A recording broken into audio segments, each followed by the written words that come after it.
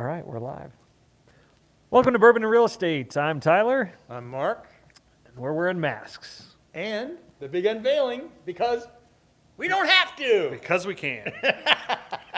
We've both been inoculated. Yes, yep, we're good to go. So, All right, so it's been a while since we've done a Bourbon and Real Estate, and what are we tasting today? we are drinking some, let's see if I can zoom in here. Whoa, wrong way to zoom. We are drinking Michter's Small Batch Sour Mash. Original Sour Mash whiskey. Never had it. Never heard of it. We're proud to offer you our small batch sour mash whiskey in the Michter's tradition, hailing from one of America's finest distillers. This whiskey is made according to our classic sour mash method, with a small amount of previously fermented mash used as a starter for the new mash. It is then further mellowed by our signature filtration. And this is out of Michter's Distillery. What else do they make it? I have no idea. I've always heard about Michter's, but I've never had it. Yeah. Good luck. It smells like Bourbon. whiskey.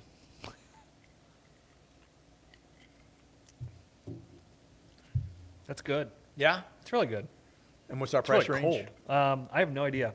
Tom, how much was this Michter's? Never mind, Tom. We'll get back to you. He doesn't remember. Anyway, so The question's going to get harder. yeah, so we didn't have a whole lot of planning for the show. It was, hey, you want to do one today? Sure. And then he told me no because he had really hard questions for me.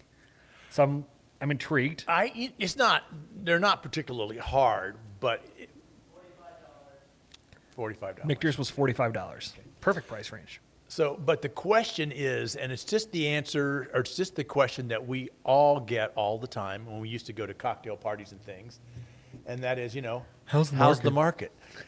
And that's my question to you, because I sense some things, and I don't know that I'm true or not.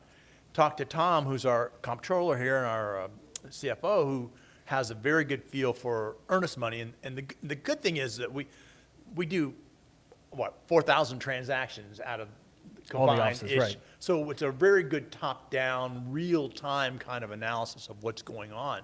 So my question to you, as being the mucky muck, do you see anything yet? Earnest money is always our indicator. Right.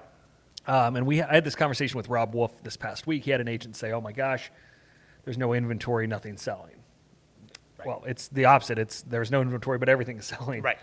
And when you look at stats, January was a good indicator. And I think I mentioned this on one of the Agent After Hours I just did. It was that there were more real estate agents in the United States than there were houses for sale in January, which is the first time I've ever seen that. And we lived through 2008. We had a ton of agents in the market at that point, and a ton of agents leave at that point. But yeah, it is a strange market. And I love stats, and it was 1.8% increase in sales in January, year over year, 21 to 20, and but the inventory was down like 27% or something crazy. So how long can that continue? Not very long. Months. I mean, and we're out. We're out. Sorry, we're sold out. We're closed. Well, and I think you're seeing home builders change what they're doing a little bit. I mean, that's the big thing is home building costs have increased dramatically. I heard through the grapevine that one of the home builders that was in the luxury market was having a hard time getting materials to make a reasonably priced luxury home. I mean, it's going to cost them more to build a house that they're already under contract with than they sold it for. Right. And that's exactly what happens when inflation and stupid stuff goes on with building costs. And I used to represent a builder back a long time ago. And it was like, hey, should we buy lumber futures to protect ourselves from, because lumber prices, when they don't go 10%. They go 50. Can you buy options on lumber? Oh, absolutely. I'm just saying, a builder, could they buy the option to buy actual lumber? I went Not to a stock. seminar teaching you how to hedge a house with lumber contracts, but I'm sorry, I'm getting too far in the weeds. No, that's awesome. Back to the original question is 2021. Yep. Springtime. Here's our spring market, or is it? I think it's a winter market. I don't think it's normal. I know that. Oh, no, not at all. Well, I mean, but it doesn't feel like it's waking up to me. It feels like we had pull forward last year. We had pull forward last year from the crisis, from people going, hey, you know what? It's raining. Here's some money. Go buy a new house, kids, or whatever it was. Where it was coming, it was raining money. We've got all these different factors that have led to this, right? It's no building of new construction for years, right? Yes. 2010 through 2016. No new construction hardly. Very low. Housing demand, low interest rates, pair that with a pandemic where a lot of families realized their house was not set up to be at home full time. Panic buying. Yeah. Fear of missing out. All of those things came into play last year, which So- we didn't expect, but. So it's they're- this perfect storm to make it a seller's market. But Chris Dawson sent me an interesting article on our houses. Is inflation really as bad as everyone thinks? And it's not. It's not even close. General inflation or certain kinds of inflation? Because housing inflation is. No, it's not. When you think about the average income and the average and mortgage rates being significantly relative low, speak, yeah, it's yeah. not as bad as everyone thinks. The hardest thing that I'm seeing right now is FHA buyers can't get a house because I'm seeing more cash offers than we've ever seen. Yeah. They're actually setting the market, and that started last year, or even a little bit before the pandemic happened. We saw the market being set by things appraising much, much higher because there were cash deals to support them. Yes. Hey, this house sold for $160,000, and a year ago it would have been $140,000. Therefore, the Therefore, 160 is good. Yeah, Yeah. but I've never seen the astronomical prices in Dayton, Ohio, $62,000 over list price. This is the kind of stuff we used to hear about from California. Right. You know, or occasionally from Texas or occasionally from Florida. Yeah. But now it's like here, it's like, what do you tell people? I just saw an agent post on Facebook yesterday. They wrote an offer for $25,000 over list price, waived inspections, and appraisal waiver. Yes. Declined. Rejected. We took another one. Yeah, it wasn't my listing, wasn't my buyer. Yeah, yeah. And it's to the point now where we are counseling our agents that that first offer, that high offer is not your guy. Probably not your guy. We have to go into that second background and say, hey, who is this buyer? Is this likely to close? Is there going to be an appraisal problem? Is there going to be a financial problem? Because if there isn't, you better go on to number 2 and number 3. Was it our friend Corey last week told us about, he had the seller, and they took an offer that was it $15,000 or $20,000 lower than the top offer? You might have been. I wasn't in there. Sorry. No, it was at least $15,000 Lower lower than than the top offer because the buyer was so or it was cash, so rock solid that they weren't going to be tricked by that, you Yeah. know, high kind of thing. They took the money and ran, and that was Well, and especially Turned if out to be a that smart thing. seller is going to buy another house, now they've got a cash. They could basically be a non-contingent offer on the next house that they're buying, right? Right. Which I'm excited for our agents. Next week we have an iBuyer solution coming out, which I'm very excited about. So stay tuned. What is an iBuyer? You just click a button on the internet and somebody buys your house. Okay. There you go. No, so simple offer by Remax Victory and Affiliates coming soon. So stay tuned for that. And I think that's going to be a trend moving forward. Still less than 3% are selling that way, but it does offer sellers additional options. The other thing that I heard in one of my mastermind groups the other week, after we did a mastermind in our office on how do you make your offer stand out, Yes. and that's when we heard, the horror stories of, hey, I've written 25 offers with my FHA buyer and they just can't get anything. Yeah. When you get above 10, there's probably something wrong. But one of the things I saw in one of my mastermind groups was they're writing offers saying that their buyer will pay all seller-related closing costs, realtor fees, which is Sure. brilliant. I haven't seen anyone do it, and you've got to have the right buyer to do that. Your FHA buyer's not going to be able to do that. But it's a cool concept because now you don't have as big of a factor of appraisal. Think about it. Closing costs on a $300,000 house for a seller. Mm-hmm. Let's call it somewhere between 5 and 7% commission so that we're not price fixing. Yeah. Let's just use 6 as an average Sure. in the middle. 6% on 300,000. I mean, you're saving that seller 18 grand. Well, and do you stick out for the seller? Oh my Hell gosh. yes. I mean, honey, listen, we don't have to pay a commission. We don't have to pay any commission, and guess what? We'll take this one. You don't have any problem with the appraisal. Obviously, check with your lender before you ever do this. Check with your agent. This is not legal advice by any means. Yeah. But that stands out. I don't have an appraisal issue. The seller is saving 18 grand, and my offer sticks out because nobody else is doing that. Now, everybody's going to start doing this because they're watching this show. Yeah. Okay. No, but just how do you skin the cat? That you is know? thinking outside the box. That is thinking outside the box, and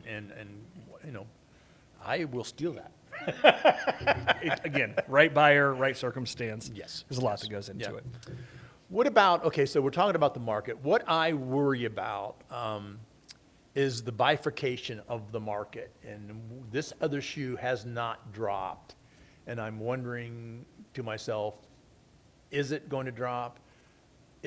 Are the foreclosures, is the moratorium when it expires, and it's going to got happen later on this year? But it just keeps getting extended. And I think Joe just signed like $2 trillion, I forget what it was. Yeah, it was a trillion. In home buyer, or I'm sorry, Hotel. in homeowner or Assistance? relief or, Yeah.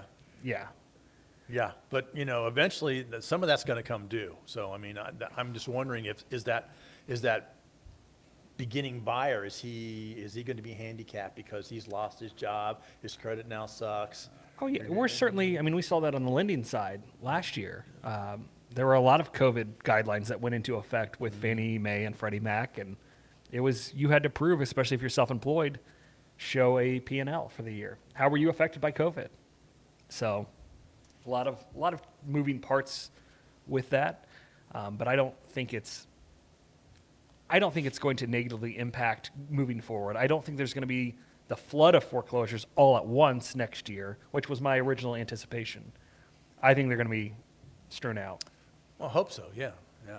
But even if it does happen all at once, so you satisfy what, a month or two worth of inventory? That's it.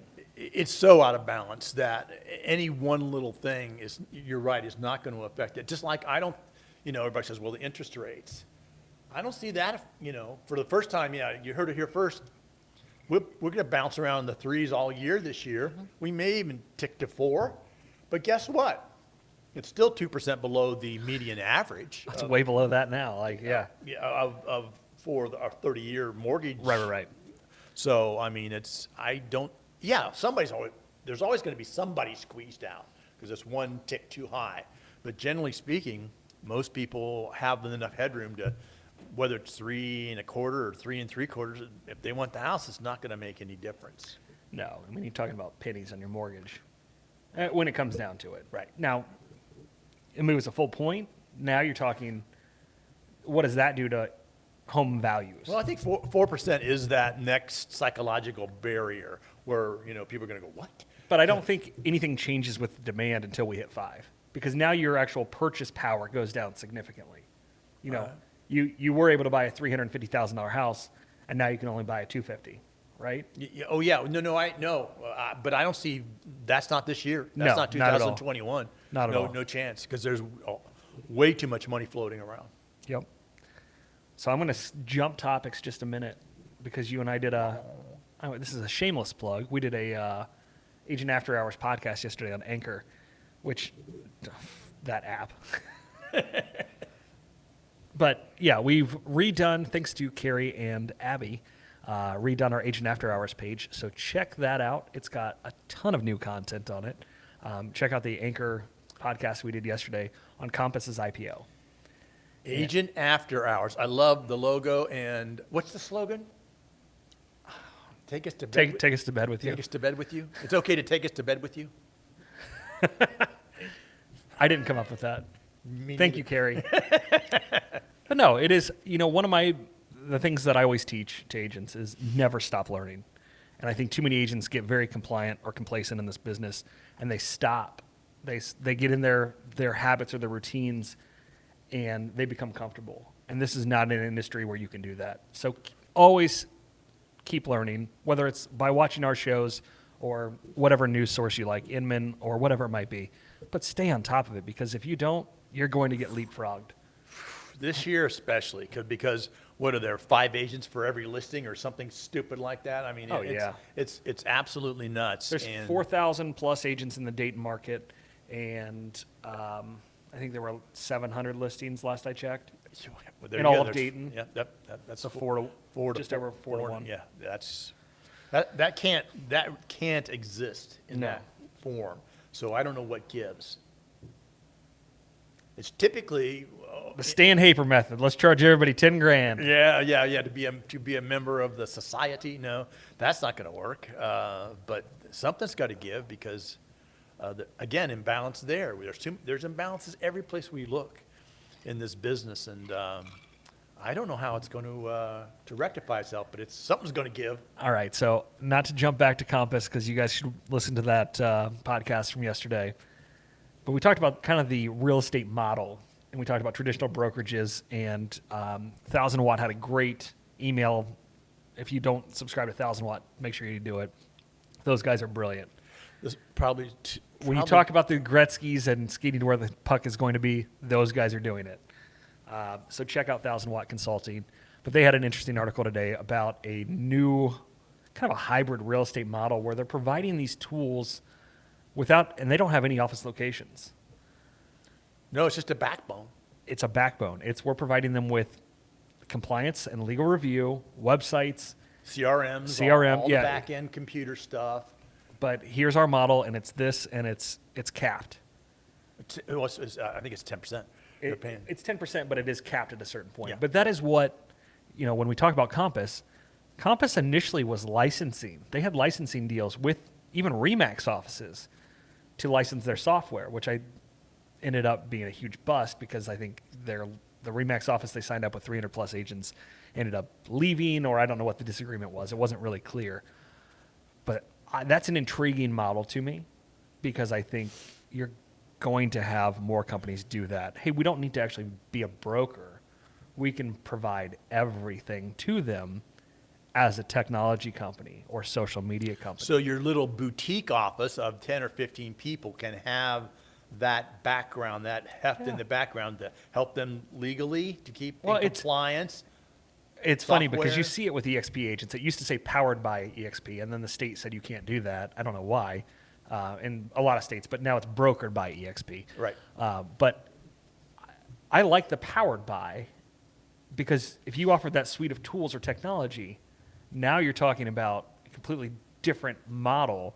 Become that digital marketing firm or consultant. I know you like the term consultant. Anytime you do that, it adds an extra comma, right? Yeah. Thank you. So become that consulting firm that's helping brokers advertise, market, technology, compliance, legal review. Shortcuts, how to get from here to there without getting stupid. Is that going down pretty smooth, is it? It's really good. It's a little salty on the end, which is strange. I don't know if that's the sour mash, but it is really good. Yesterday, we were, I'm not even going to spoil it. I'll drink it on another show. Yeah. It was, the one we had yesterday was excellent too. So I'm 2 for 2. Thursday and Friday. Thursday and Friday. Weekend started way early. Welcome to April 1st, 2nd, whatever it was. You lost yesterday. Yeah, I lost yesterday. No.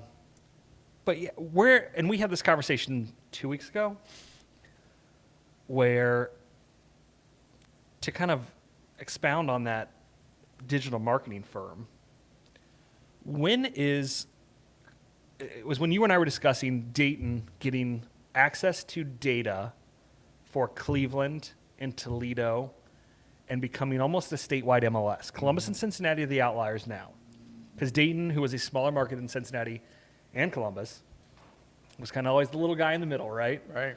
But now they've teamed up with 2 powerhouses, and they've got this data share agreement.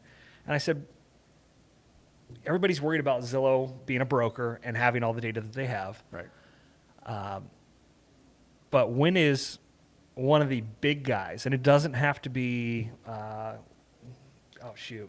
Core. No. Is it CoreLogic? No. Who's the the commercial? commercial guy? Yeah. Oh my God. Starts with a C. Sorry. They wanted to buy CoreLogic, but They wanted to buy CoreLogic. that was a no-go.